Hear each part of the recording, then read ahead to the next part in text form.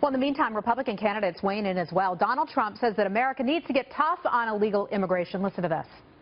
If they're coming from certain other places, and if they're Muslim, they have to be checked very, very carefully. They're having a very hard time assimilating no matter where they go. They're not assimilating easily into other countries. Well, no matter what party you belong to, you got to agree with that. Assimilation a problem, according to all of the experts that we've spoken with. Senator Ted Cruz also calling for stronger border security in light of the attacks today. Listen. It is time for us to implement serious vetting, and we should not be allowing anyone to come to this country that we cannot vet to make sure that they are not radical Islamic terrorism. That's part of the problem of not defining the enemy. When you don't define the enemy, then you don't have screening programs designed to keep them out. Let's bring in Simon Rosenberg, a former campaign advisor for President Bill Clinton, along with Larry O'Connor, the host of Mornings on the Mall at WMAL in Washington. Gentlemen, good afternoon. I want to be nonpartisan here, and I want to take a look at who would do the best job of actually solving this problem. Larry, let's start with you.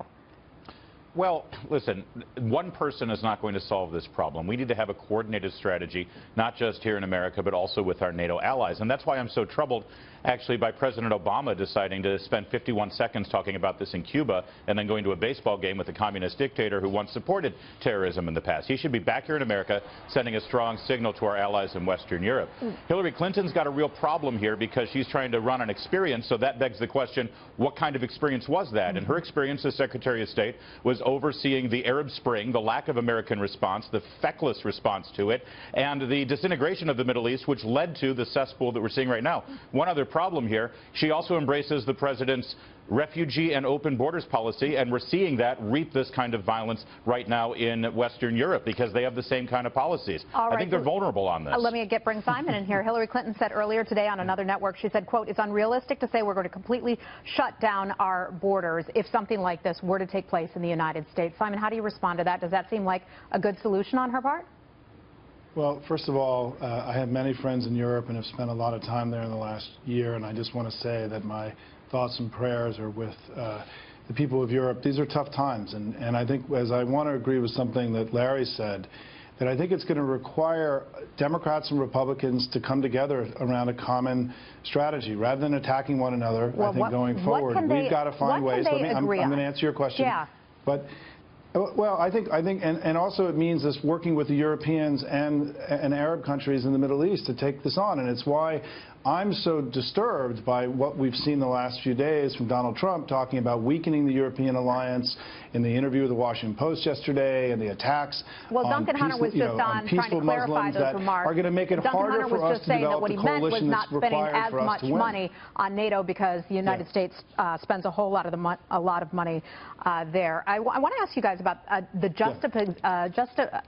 images basically coming out of Cuba, where President Obama, you see him, you know, he's going to a baseball game this evening in front of the image of Che Guevara, a Marxist rebel leader, and yet you see the images of what's going on in Brussels today. Larry, what are your thoughts on that? Should the president be back home right now?